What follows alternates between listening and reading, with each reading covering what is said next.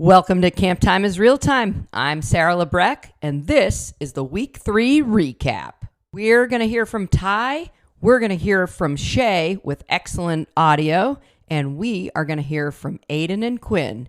Enjoy it, guys. Well, hey, campy people, this is Ty Friedman again. I am the Beavers head counselor as well as the theater head counselor, and we just had our third week of camp.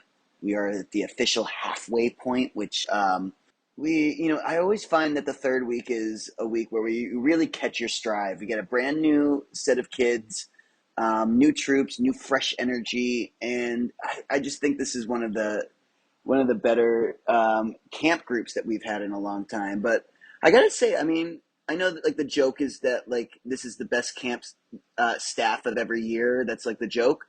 But the other day, I was just like, I think it was Friday, with like during troop time, and I was just like, I had one of those moments where you kind of like look from above and you see it all at once. And I gotta say, everyone is just firing on all cylinders right now, and the campers are so much happier from it. But I gotta say that I'm seeing just exceptional work from just like all of the counselors. I mean, I think I saw this game that Colby was playing, and the kids were just like having like the time of their lives, and like Freddie has been just doing like some of his best work, and like Shea, people are laughing at Shea's jokes in a way that like you know they get the camp humor all of a sudden, and I'm just so impressed. Fink and Molly did like this incredible show. Rachel is like a whisperer to the Eagles, and I'm just so impressed with everything. All the new people, the new head counselors, Sarah and Caroline and Caitlin, everyone at junior camp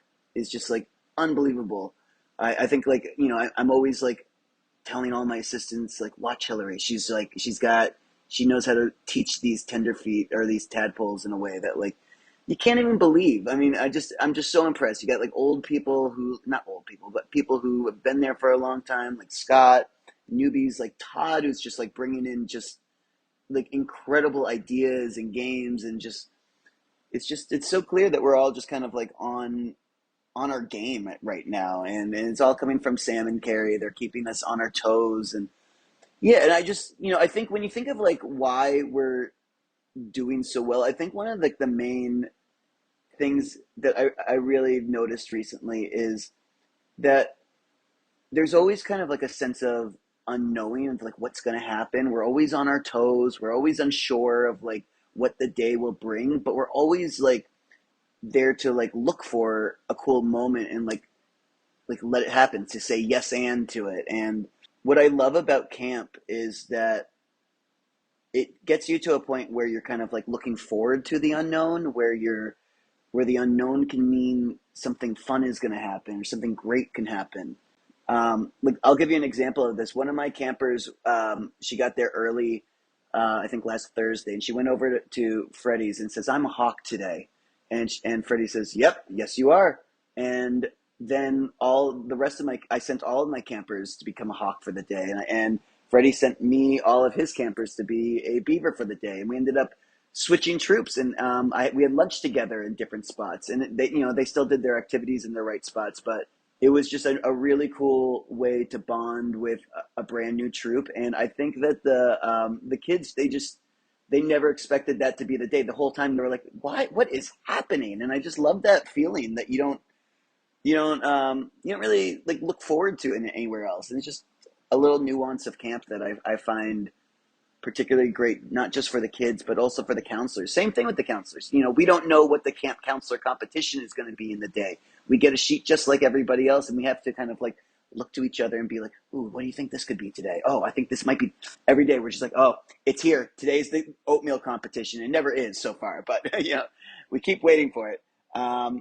We did have another round of counselor hunt, which was super duper fun. This time the CITs went, and this time the CITs went hard. I think there was 12 missing CITs that were never found, and they like those kids. They ran to the woods. One, Lily, she came in with like a full like tactical gear, and they went hard. I love how much they're like trying to like make this up. no fines for my team this year, this round. Too bad. I blame myself mostly, not my kids.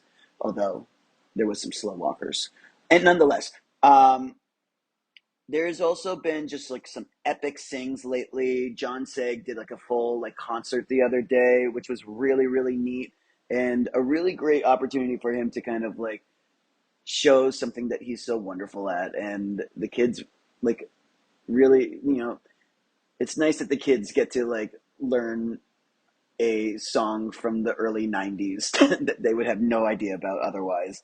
We brought the horse race back. This is, if you remember, you take a junior camper, put them on the back of a counselor, and they have to jockey around. We had a full like bets going on at all times. I was doing the announcing, talking like a horse person right over there. Everyone had different odds, and it was just like this cool immersive moment where it really kind of felt like we were really at a horse track race, and the kids must have felt that too. There was some bloody knees by the end, which I feel like was, expected and also, you know, inevitable, but like still, what the counselors are willing to do in order to make a good time for these kids. I don't know. We had some really nice visitors. Adam Carlson and Pat Fagan came in the other day.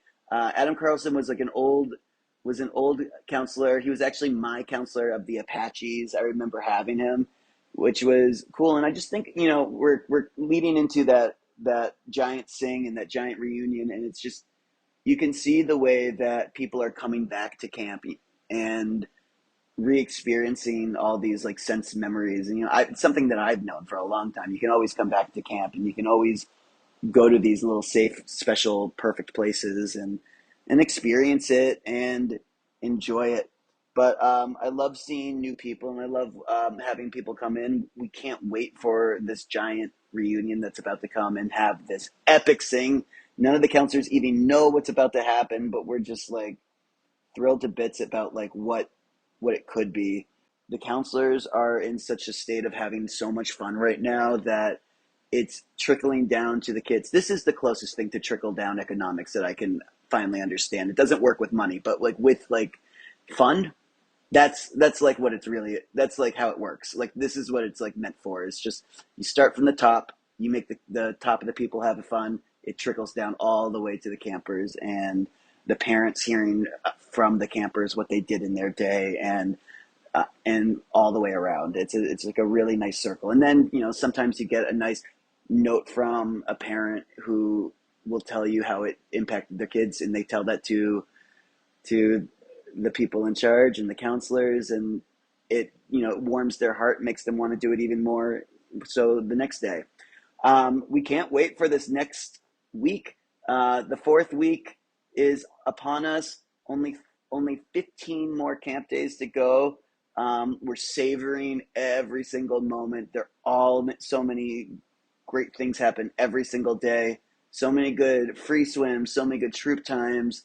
An epic show last on Friday that included just some major performances. They're using it all into their work, into their art, and the kids are benefiting from it. I think they're more engaged in the show than I've ever seen them before. So I'm super impressed, and I really think might be one of the best camp years that has ever existed within FCDC. So it's a privilege for me to be a part of it. It's a privilege to get to tell you a little bit about it, and I hope that you guys have an excellent one. But I'll see you again next time. Hi everyone, it's Shea, current head counselor of the Owls and of Adventure, here to give a week 3 recap and also redeem myself audio-wise for my original podcast. We started off on Monday on a beautiful, hot, and humid day, which has been kind of the norm this summer, and it just always seems to be the hottest when we get to wear our special 50-year gray staff shirts, which they're super cool, and I feel lucky to be an owner of one. They have a fun, like, retro trim, but definitely no hiding in those things. Since in Summer 50, we were promised something crazy every day. There's been a lot of really cool comps happening, especially this week. We started off on Monday with a competition called something along the lines of Bestie Off, where there was 2 heads, 2 assistants, and 2 CITs basically playing the newlywed game with each other to prove who was the better duo. Ty and I got to take home the victory, which was super fun. And you basically had a shoe of your own and a shoe of your bestie and had to hold up the person who was most likely to in a prompt that Sam gave you. And there was some silly ones in there, like who has the more disorganized lesson plan, or who do you think is a better driver, things like that. Day 2, there was another brand new comp that Scott brought to camp that I'm going to try to describe. I feel like I didn't even really get it until it was happening and I was in it. But it was called Take Your Socks Off and Stay a While. And basically 5 counselors had to lay on the ground in a circle with their butts touching and their feet in the air. And there was a bucket on top of all of their feet. And we just had socks on, no shoes. And the team had to everyone had to remove all of their socks while keeping the bucket up resting on everyone's feet. There's the obvious consequence of all of that. It was a huge bucket of water falling on your team. So the heads went first and we did a pretty good job. And the assistants were next. And I think 2 of them got absolutely drenched within 10 seconds of starting the game, which, maybe it was planned because I don't know how entertaining the comp would have been if everyone stayed completely dry. So that was another win for the heads. On Wednesday, we had a theme day, of course, and it was Animal Planet Day, which brought some funny costumes from some of the campers. The one that stands out the most to me and probably everyone was a camper in the Sparrows who wore a gigantic blow-up panda costume all day, and I think he got a bullseye. I might be making that up, but I like to think that was in character, in costume. Later on Wednesday, we had round 2 of the counselor hunt. This time, the CITs got to hide, and they did an amazing job. Actually, out of, I think, the 20 CITs, only half of them were found. And again, just a little refresher that all the counselors are worth the equivalent number of points of the year that they've been at camp. And only for counselor hunt, we have teams red, white, and blue who are accumulating points. I think Team White is in the lead, but it's exciting that it's really anyone's game before round 3 when the heads get to hide, because we're just such high point values. So that will be super exciting to hear about.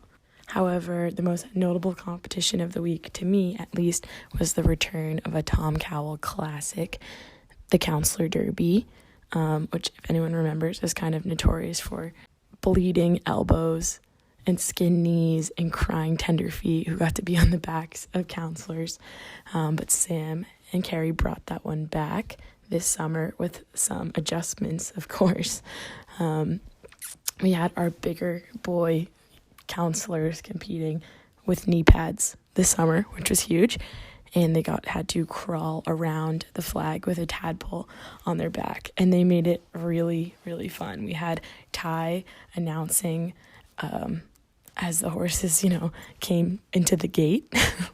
And us head counselors got money to place bets. And it was super awesome. I don't think anyone drew blood, which is a success in its own and another win for the heads.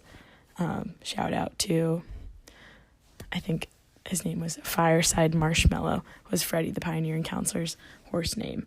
And that was just awesome. Some other notable things in week 3 were, of course, John Sig's beautiful concert at Sing one day. We got to hear Big Toe Thumb. It's Ninja Week and Adventure, which is the best. And we had our show on Friday, and the theme was records. So some people were breaking records, some people were playing their favorite records. We had 3 great hosts in Molly and Fink and Todd, and some old faces came back to visit camp, which was awesome. I think that's all I can remember. It was an awesome week. Crazy that we're already halfway done.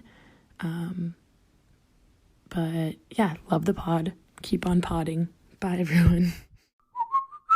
All right, we're back with Aiden and Quinn to talk about week 3. Aiden, tell me about week 3. Did you have any fun? Yes. Quinn, did you have any fun this week? Well, I had fun swimming in the pool because I was doing swim lessons, and then when it was free swim, I got to stay out of the pool and still do fun things. Anything else you want to say? I think we had take off your socks. Oh, for a counselor competition? Yeah. So you have a giant bucket of water and 5 counselors hold it with their feet and they try to take their socks off Nice. without spilling the bucket. Oh, Aiden, did you guys do the second counselor hunt? Yes. How did that go? Nobody found anybody. Shoot. Only 6 CITs found. That's it? Just 6? Wow, that's a lot of good hiding spots for them. Quinn, are you looking forward to next week at camp? Yeah! All right. I am so excited. All right. And Aiden, are you looking forward to next week? Mm-hmm. All right. I also am very fast in voting. All right. Aiden, do you want to take us out? Thanks for listening to Camp Time is Real Time.